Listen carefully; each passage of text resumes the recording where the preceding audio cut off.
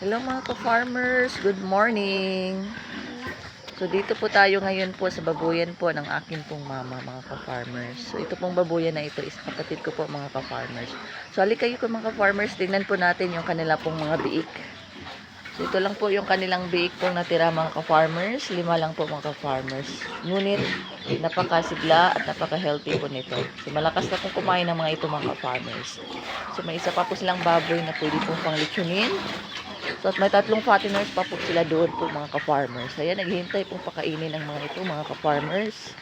So may 2 inahin din po sila mga ka-farmers. So tingnan natin yung mga inahin nila. So ito na po yung mga inahin nila.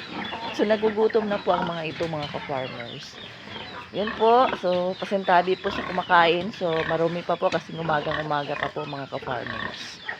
So ito po ang piggery po ng kapatid ko po mga ka-farmers dito po sa Dinas Monster.